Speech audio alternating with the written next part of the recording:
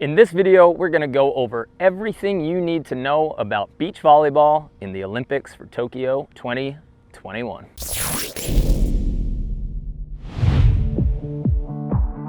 Hi everybody, welcome to Better at Beach. My name is Mark Burrick and our channel is all about beach volleyball and how to get better at it. In this video, we're going to talk about some basic rules to beach volleyball and all of the stories and things you should know about the teams and how they got there, as well as who the favorites to win are. So, all of the athletes who are trying to get to the Olympics or are currently in the Olympics have been qualifying for 2 years. Since COVID happened, they had an extra year to prepare and some final tournaments in 2021 that earned their spot at the Olympics. So who's there representing the teams from USA? On the women's side, we've got a team of April Ross and Alex Kleinman. Now, this will be Alex Kleinman's first Olympics for beach volleyball and April Ross's third.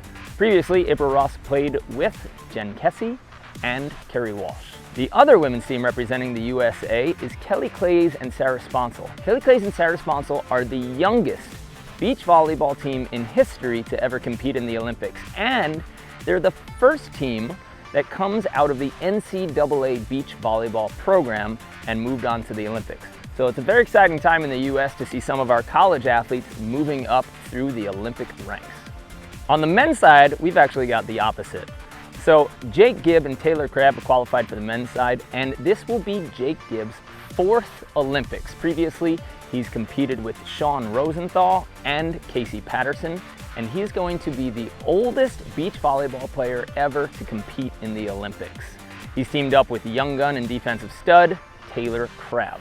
The second team for the USA is going to be Phil Dowhauser. If you don't know his name by now in beach volleyball, you might be living under a rock, and his teammate and best friend, Nick Lucena.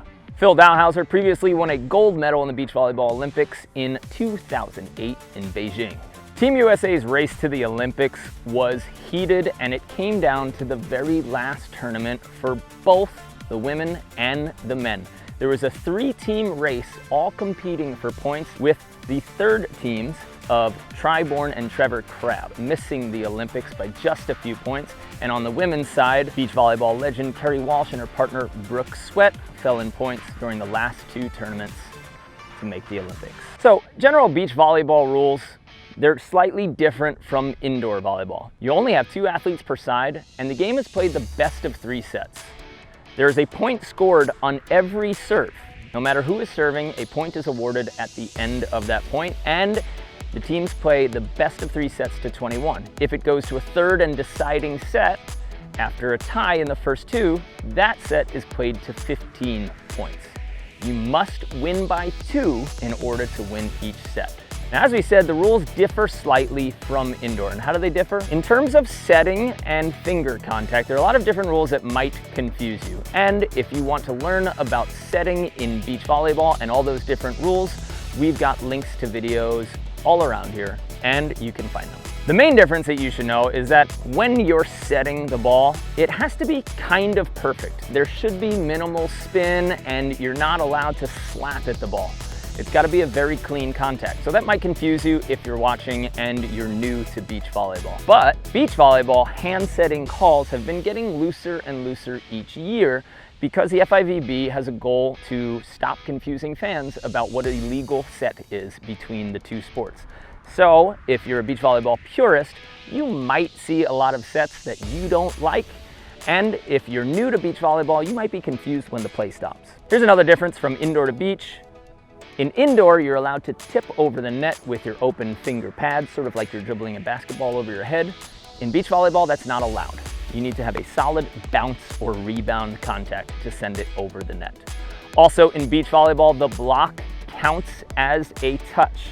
So after a block touch, if the ball continues on into your court, you only have 2 touches after that, and the blocker is allowed to play his or her own ball after that block touch. In indoor, you have the block touch plus 3 touches, and there's 6 people on the court. The size of the court is also different in beach volleyball from indoor volleyball. In indoor volleyball, the size of the court is 9 meters by 9 meters on each side of the net, and in beach volleyball, it's 8 meters by 8 meters, or 30 feet by 30 feet and 26 and some odd inches by 26 and some odd inches. Now, beach volleyball has been evolving year by year and teams are getting more creative. So in this Olympics, you're going to see a lot different style of play than you've seen in previous Olympics. Here's what teams are starting to do. First, going over on 1 and going over on 2 is not only encouraged, but it's almost mandatory for teams now to get out of the way of blockers, make sure that blockers have to move and have a varied offense. So you will see a lot more teams going over on 1 and over on 2. We're starting to see on the World Tour teams experimenting with setting over the net. Remember, when you set over the net, your chest needs to be facing where you set or directly backwards. So if I set over the net, I need to sit directly this way or directly this way. If I do it on accident, it doesn't matter because I'm trying to set my partner, and we've made another video on that, which you can find here. You're also going to see a lot more fast spread offense out of both the women and the men. As blockers get bigger and more athletic, offense needs to become more varied to counter for that. So you're going to see some jump setting, you're going to see fast sets, and you're going to see some interesting approach routes from these athletes. Pretty much gone are the days where we're all going straight up and down and just battling against a stable blocker. Now we're trying to get rid of the blocker, knock them off balance, and see if we can find openings. On the women's side, finally, we're starting to see a lot more women who are hand setting. So in previous years, for the past few decades, we wouldn't see women hand setting, and we don't really know why. But now, the women's game is embracing hand setting and learning to control the ball with sets and change up tempos. Not every player or every team subscribes to hand setting, but you will see a lot more setting out of the women than you have in previous years. You're also going to see a different style of blocking that's been generating for the last 4 years. Now, traditionally, blockers went up big, spread their hands, and try to take up an area of the court, but beach volleyball is moving to a place where blockers are trying to force hitters and bait them into hitting a certain swing. So you're going to see a lot of hand play out of the blockers. Hands wide, hands together and outside, hands together outside, and some big diving moves. Make sure you watch for that as you're checking out the games. So who are the favorites to win the Olympics? Well, on the men's side, it's pretty undeniable that the Norwegian boys, Anders Mol and Christian Sorum, who have been #1 in the world for some time now, are going to take the Olympics. They've been competing at a super high level, and everyone is expecting them to keep that same rate at the Olympics. Historically, USA and Brazil have really been finishing at the top of the world, but everybody else is catching up, and now there is a lot of parity on the men's side, and any team can win any tournament, but Norway's been winning a lot. On the women's side, there's a few more teams in the discussion. Agatha and Duda from Brazil, 2 US teams of April Ross and Alex Kleiman, and wild cards, Kelly Clays and Sarah Sponsel. Now, Kelly Clays and Sarah Sponsel won their last 2 tournaments just before the Olympics, but April and Alex have been #2 in the world for some time. Sarah and Melissa from Canada have held the #1 spot in the world for a long time. They won the 2019 World Championships, but Agatha and Duda have recently come up and beat them in the rankings. So it's going to be really interesting on the women's side. We're pulling for all USA teams to win.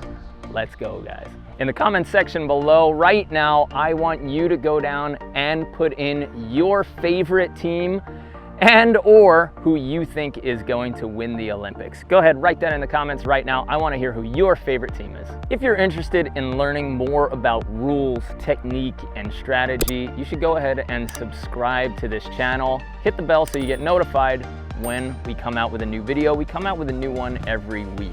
If you're a coach or a player who's looking to get better at the game, we've got a free drill book linked below waiting for you, and you can come over to betteratbeach.com where we have Beach Volleyball Mastery, the membership.